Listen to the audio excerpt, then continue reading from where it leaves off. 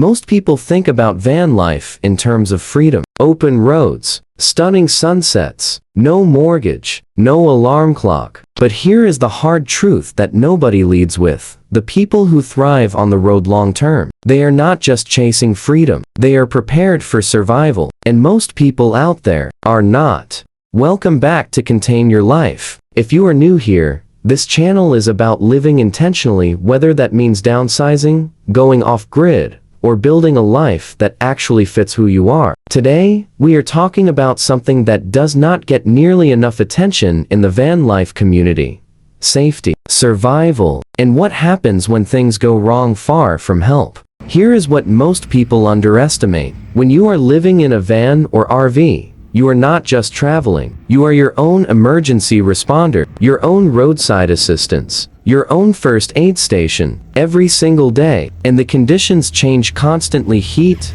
cold, remote terrain, no cell signal, mechanical failure, you name it. Most people build their van life kit around convenience. What fits nicely? What looks good in a YouTube video? Very few people plan for discomfort. Even fewer plan for a genuine emergency. And when something goes wrong 50 miles from the nearest town, that gap in your preparation becomes a very serious problem, very fast.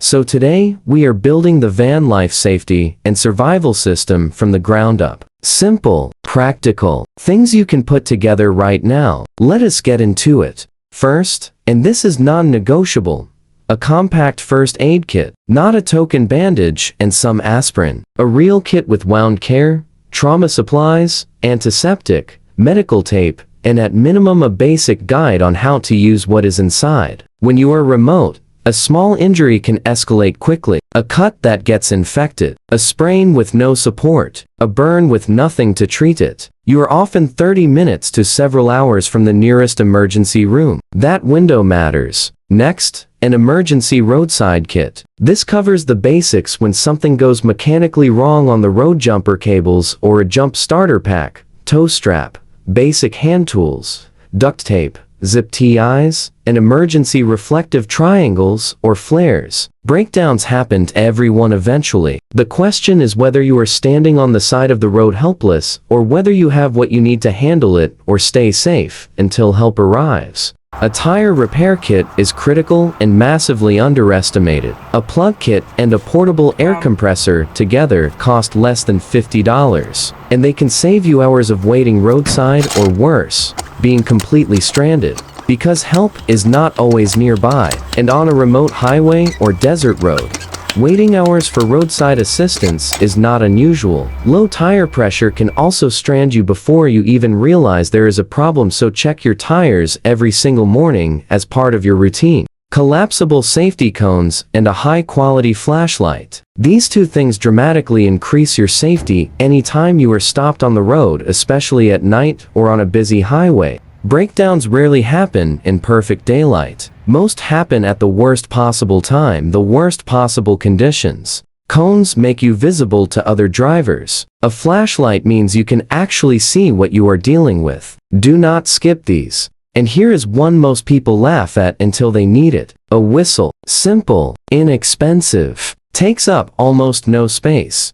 And if you are ever injured, disoriented, or in trouble in a remote area, a whistle carries further than your voice, requires almost no energy to use, and works when your phone does not. Search and rescue teams train to respond to whistle signals. 3 short blasts is the universal distress signal. Carry one, always. Now, let's go deeper, because the physical kit is only part of the picture. Water is not optional, and having some water is not enough. In extreme heat, which van lifers deal with regularly, an adult can need 3 to 4 liters per day just to stay functional. If you are broken down in the desert with no shade and minimal water, that becomes a survival situation within 24 hours. Carry more than you think you need. Store it in containers designed for long-term use. And always know where your next resupply is before you leave cell range. Food follows the same rule. Shelf-stable, high-calorie options: nuts, seeds,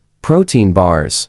Canned goods, not just snacks. Fuel, real fuel for your body in a real emergency. Here is one that catches people completely off guard. Environment control inside your van. Heat, cold, moisture, and yes, rodents. A van is a small, confined space. Temperature extremes inside can become dangerous much faster than people expect, especially for anyone sleeping in it. In summer, that metal shell becomes an oven. In winter, condensation builds up and leads to mold, which is a serious health hazard. And rodents will absolutely find their way into a parked, warm van if you leave food out or have gaps in your build. Window covers, insulation, a quality vent fan, and proper food storage are not luxury items. They are health and safety items. And when you lose cell signal, which will happen, communication becomes everything. Most van lifers rely entirely on their phone. That works fine in populated areas. It does not work in the backcountry, on remote forest roads, or in large stretches of the American West and Southwest.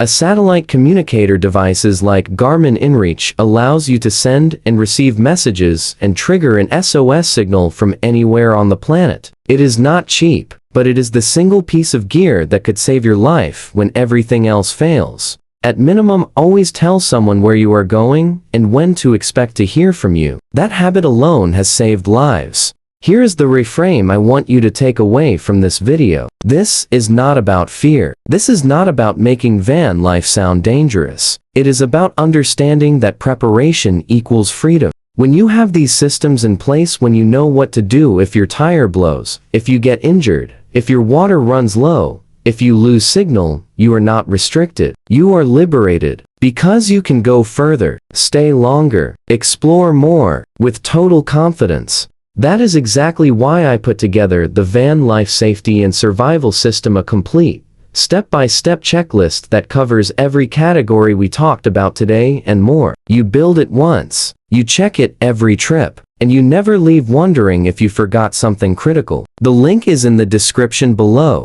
Now, I want to hear from you. What is the one safety item you would never travel without? Drop it in the comments below, because this community learns from each other, and your answer might help someone who is just getting started. And to every single one of my subscribers, thank you. Genuinely, this channel exists because of you, and I do not take that lightly. If this video helped you, please share it with someone who is planning van life or already on the road. It might make a real difference for them. Thank you for watching. Stay prepared, stay free, and we will see you in the next video.